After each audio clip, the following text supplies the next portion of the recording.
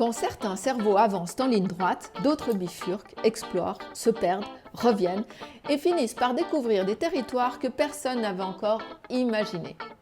Ce sont les cerveaux TDAH, rapides, sensibles, curieux, parfois débordés par leur propre intensité, mais porteurs d'un potentiel immense.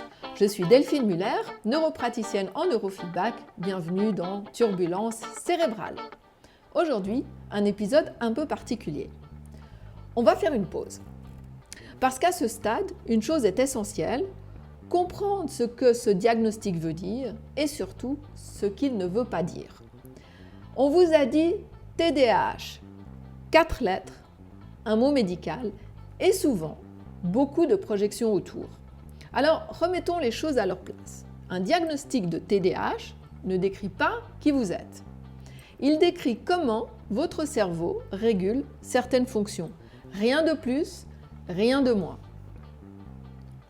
Le TDAH ne signifie pas que vous êtes incapable de vous concentrer. Il signifie que votre cerveau ne régule pas l'attention de manière automatique et stable. Parfois, il décroche trop vite, parfois, il s'emballe, parfois, il se fixe intensément sur une seule chose au point d'en oublier le reste.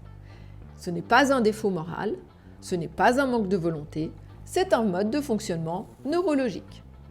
Dans un cerveau TDAH, les systèmes qui servent à filtrer l'information, à hiérarchiser les priorités, à maintenir l'effort dans le temps, à réguler l'impulsion et l'émotion, fonctionnent de façon moins automatique, plus coûteuse en énergie.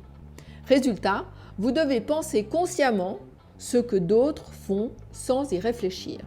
Et ça fatigue. Le diagnostic ne dit pas « tu n'es pas capable », il dit « ton cerveau fonctionne différemment et il a besoin d'autres leviers ».